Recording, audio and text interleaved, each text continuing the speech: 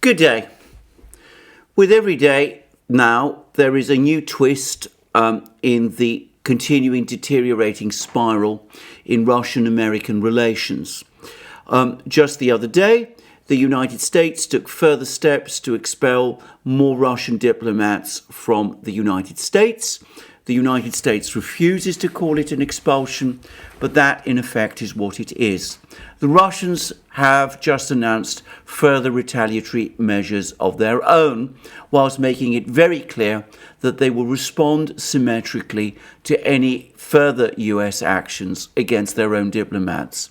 At the rate this thing is going, we could easily find ourselves in a situation where there are no diplomats from Russia left in the United States and no US diplomats left in Russia. In other words, where diplomatic relations between these two countries will in effect have completely broken down. Now, this extraordinary deteriorating spiral in relations is, of course, taking place against the backdrop of an ever deteriorating situation in Ukraine. And here it's now becoming increasingly clear that the major priority of the Western powers, faced by what they see as a no-win situation in Ukraine, is to try to get negotiations going between the Ukrainians and the Russians, direct negotiations going in a desperate bid to try to bring this crisis to a stop and to end the prospect of a war. Now, I say that because it seems to me that what has happened over the last year or so is that there's suddenly been a dawning realization in at least some Western capitals that this crisis in Ukraine is not ending. It's in fact getting worse, that attempts to try to push the Russians into significant concessions over the situation in eastern Ukraine are going nowhere, and that there is a steady deterioration in the military situation in Ukraine, and that the sanctions weapon is becoming increasingly less attractive. So, given that this is so, the Western powers now are looking for some way to bring this crisis to a stop, and the way they're hoping to do that is by getting these direct negotiations between the Ukrainians and the Russians going. The hope is that that will enable the Ukrainians and indeed the Western powers to get off the hook of the Minsk agreements, which require the Ukrainians to enter into direct negotiations with the two republics in the Donbass, the Donetsk and Lugansk People's Republics. But the fact that the Ukrainians absolutely, categorically rule that out means that as far as the Europeans are concerned, anxious as they are to bring this crisis to an end, direct negotiations between Ukraine and Russia are in effect the only game left in town. And Zelensky, in a recent interview, has said that he is now coming under almost continuous pressure from the Europeans to try to get these direct negotiations with the Russians started. And Zelensky has given a further comments about this in a speech he has recently made to the Ukrainian parliament, the Rada. And in it, he says the following: "We need to tell the truth that we won't be able to stop the war without holding direct talks with Russia. All the external partners have acknowledged that, but some of the internal ones haven't. We need to speak with Russia, knowing that we have strong and powerful armed forces." Except, of course, that the Russians are categorically refusing to talk to Zelensky. They've incidentally also just rejected an offer of mediation from no less a person than President Erdogan of Turkey. President Erdogan, in recent comments in Turkey, spoke about his willingness to act as a mediator between Ukraine and Russia. The Russians have categorically rejected that suggestion. There's apparently going to be another telephone conversation between Erdogan and Putin fairly soon, in which Putin is no doubt going to make Russia's position about this completely clear. As I've discussed in several programs now, the Russians have made it absolutely clear that so far as they are concerned, the Ukrainian conflict is an internal one. It must be settled by negotiations between Ukraine and the republics of the Donbass, direct negotiations as set out in the Minsk Agreement and as confirmed by a follow-up resolution of the UN Security Council. The Russians do not consider themselves to be a party to this conflict. They are not agreeing to any step or move that might be construed as they're agreeing to become a party to this conflict. So this European initiative, which is backed by the United States and which the Europeans and the Americans have been pushing both Ukraine and Russia to agree to relentlessly, all of that is going absolutely nowhere. The negotiations are at a total standstill. Now, that brings us to the military situation. And note how Zelensky talks about the fact that Ukraine has strong and powerful armed forces.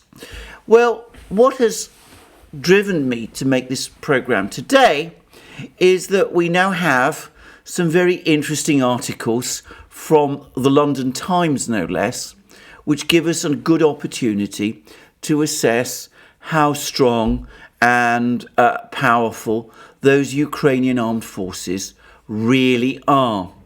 Now, there are two articles which draw upon direct reporting by Times journalists who have been to the front line. And the first one reads as follows: Ukraine's soldiers wait in the trenches for Moscow's next move. And the article reads: the Ukrainian soldier stood in a muddy trench, cigarette cupped in his palm, to avoid attracting the attention of Russian-backed separatist fighters less than 350 meters away. It's good weather for reconnaissance scouts, he said warily. No one wants to come out of their warm dugout on a night like this. It was 9 p.m. and the rainy Ukrainian steppe was pitch dark, shrouded in a dense fog. The sound of artillery and small arms fire could be heard all along the front. Since fighting began in eastern Ukraine's Donbass region in 2014, a vast labyrinth of trenches has been dug across much of a front line that stretches for over 250 miles. Tensions have increased across the region in recent weeks, amid fears that Russia may be planning a fresh military offensive. In Vodyane, a Ukrainian government-controlled village near the war-ravaged ruins of Donetsk airport, the majority of the houses have been destroyed or damaged after years of hostilities. Most have fled. Those who remain eke out a living as best they can. In a nearby trench, Ukrainian soldiers tried to sleep whilst others manned advanced positions. A platoon leader walked through the trenches to consult with servicemen at an observation post. The trenches are dark from dusk to dawn. The soldiers spoke in urgent whispers. The sound spreads across the steppe.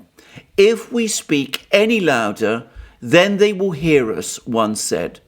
Soldiers are deployed to trenches for up to 9 months at a time, living in conditions that could easily be mistaken for First World War dugouts were it not for the Wi-Fi routers. The trench in Vodiane is warmed by a metal pot-belly stove, and the soldiers sleep on wooden planks instead of beds. A black cat, Dashka, in honor of a Soviet-era heavy machine gun, sat purring on a sleeping bag. Well, that doesn't sound like an army that's going anywhere very far.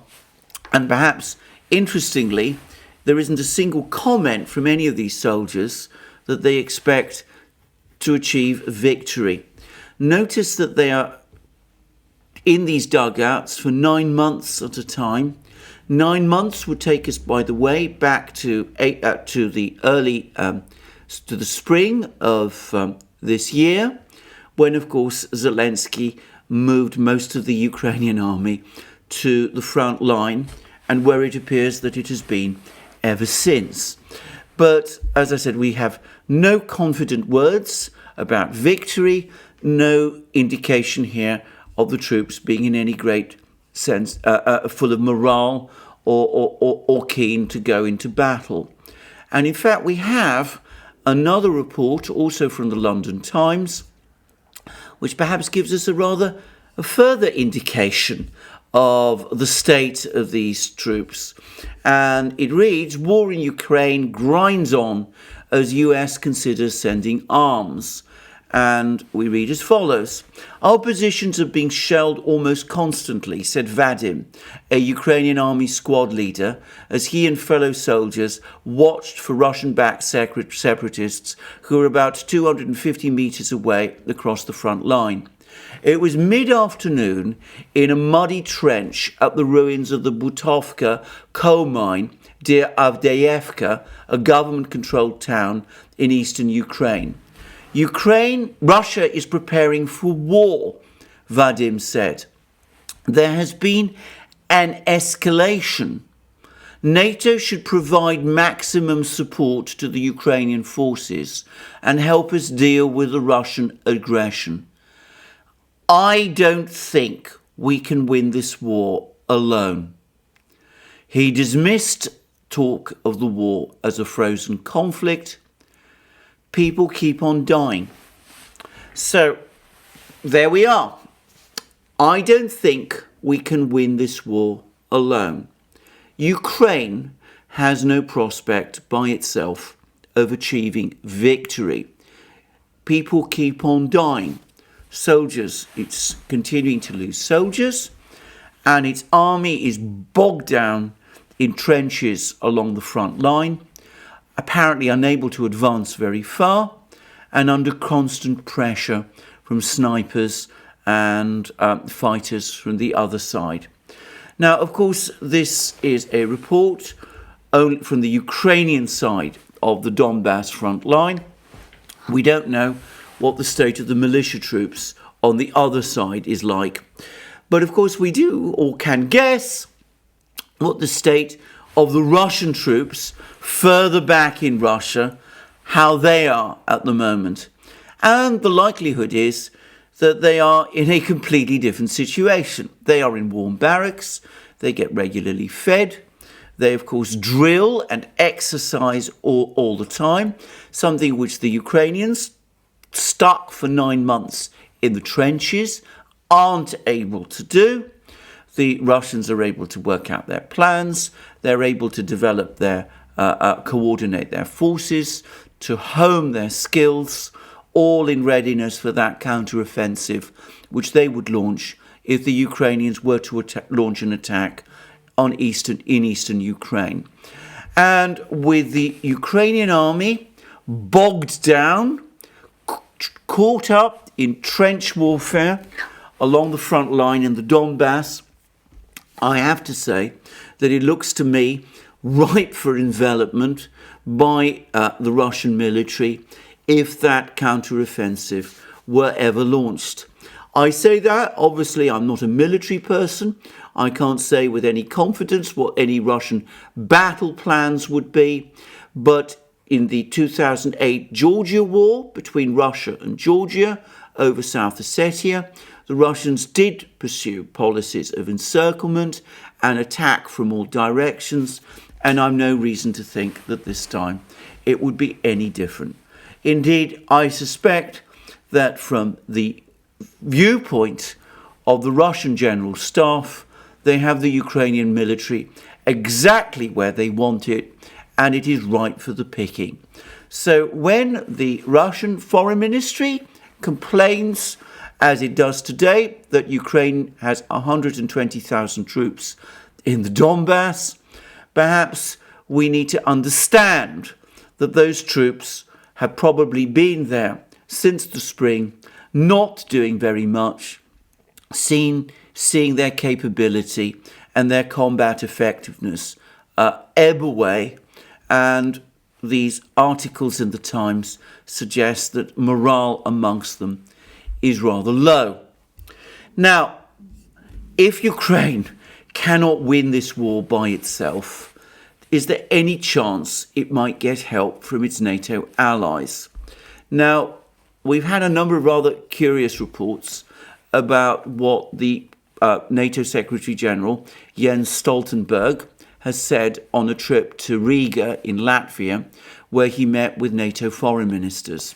This is what the Russian news agency TASS reports him as having said. We must understand, this is TASS's report of Stoltenberg's words, we must understand the difference between a NATO ally, for example Latvia, Poland and Romania, and a close and highly valued partner such as Ukraine, for which we provide support, training capacity, equipment. But for allies, we have security guarantees under Article 5. Now, those words, if they are accurate, would imply that Stoltenberg is making a distinction between Ukraine and members of NATO. NATO will defend, as it is obliged to do under Article 5, members of NATO in the event that they're attacked, but Ukraine is not a member of NATO, and NATO will not therefore come to its aid if it is attacked. Now, I have to say this is a report from TASS, and I did wonder how accurate it was, so I actually went to the NATO website, and I didn't find words that exactly like that that Stoltenberg was quoted by NATO itself as having said during this press conference in Latvia. But he did say, or at least NATO reports him having said, words essentially to the same effect. In fact, they are even more evasive and in some ways even weaker than the words TASS reports Stoltenberg as having said. And they were made in response to a very pointed question from Jonathan Beale, who is a reporter for the BBC. And this is the question that Jonathan Beale put to Stoltenberg. Secretary General, you have warned of a high price Russia would pay if it did carry out an incursion into Ukraine. But then you talk about economic and political consequences. So is it right to assume that there would be no military response? And I know that Ukraine is not a member of NATO, but is it right to assume that there would be no military response at all if Russia did that? And the other question I'd like to ask is that, you've been warning about this for a number of weeks now, a warning of serious consequences. Have you seen any effect that has had on the build-up of Russian forces on Ukraine's border? So Jonathan Beale is saying, at the end of the day, you're talking about sanctions all the time. Are you actually prepared to do anything to help Ukraine fight? Are you prepared to intervene? Or are you just going to stand aside as Ukraine is defeated? And you've been warning the Russians about sanctions and about economic costs, but is that having any effect on Russian policy? So these are very pointed and direct questions. And Stoltenberg's response is a masterpiece of evasion and incoherence. This is what NATO reports him as having said in response to Beale's question. The main purpose is to deter Russia from conducting aggressive military actions against Ukraine. And that's a message from all allies, to call on them not to use force once again and not to violate the territorial integrity and sovereignty of Ukraine as they have done before and actually continue to do by occupying Crimea and continue to destabilizing eastern Ukraine. What allies do, and that was also addressed during the meeting today, is of course that we share information, we share intelligence, and we monitor very closely what is going on, and we have assets that provide us with vital and important and very detailed information. And we are actively assessing the situation. And then we provide support for Ukraine. Political support, practical support. Allies provide training, capacity building, and also military capabilities, equipment. And this is real support. And this increases the threshold for Russia to conduct military aggressive actions against Ukraine, to once again conduct an incursion into Ukraine, because to strengthen the armed forces of Ukraine is a way to help them to conduct their sovereign right for self-defense. That's the right of every sovereign nation, and that includes also Ukraine. And we support Ukraine in upholding that sovereign right of self-defense. And NATO is also participating. I visited Odessa, where NATO trainers, experts, help them with building the naval capabilities of the Naval Academy. There are different kinds of support and trust funds and activities by NATO and NATO allies to strengthen the armed forces of Ukraine. Then I think it's important to understand that there is a difference between what we do to support our partner Ukraine, and we're constantly looking into what should we do as allies or as an alliance, and then what to do to live up to our main responsibility to protect NATO allies. In this region, in the Black Sea region, and there we have already done a lot, and we are constantly assessing what more we should do. And then we ensure that we have all the plans and the capabilities in place to be able to react to any possible situation and threat against any NATO ally. That's the collective defence clause that applies for NATO allies, and then we provide support to our partner Ukraine. Well, it seems to me that what has happened is that TASS has taken this burble of a response and condensed it down and in effect said what Stoltenberg is saying in many words. It's reporting him with far fewer words as saying, well, NATO will defend its members, but it will not come to Ukraine's help. Instead, we have all this talk about support, about trust funds. Well, I'm sure that will impress the Russians a lot, and things like that. But there will be no NATO response, no military response from NATO in the event that there is a war in Ukraine. Ukraine will be completely on its own. So what we have is a Ukrainian army bogged down in trenches along the Donbass front line, not advancing very far, not able to retreat for political reasons. We have an effective admission from NATO that if there is a war in Ukraine, they won't intervene militarily. Ukraine is on its own. We have a diplomatic initiative from the Western powers, backed now by Turkey, to try to get the Russians to agree to the Ukrainians, to talk to the Ukrainians directly, which the Russians are categorically rejecting. And therefore it all comes back to a question of sanctions. Except, of course, as I discussed in my last programme, the sanctions weapon is starting to look both less effective and increasingly double-edged. Cut off banks, Russian banks, from the world financial system. Well, that's been tried already to a great extent in 2014, and it didn't work then. Cut oneself off from Russian oil and gas supplies at a time when Europe is short of gas, when gas prices are skyrocketing and the winter is becoming colder. Well, that doesn't look like a terribly attractive option either. It looks to me, and this is the reality of it, as if the West, as if NATO is playing from an increasingly weak hand. Indeed, from where I look, it looks realistically as if they are essentially out of options.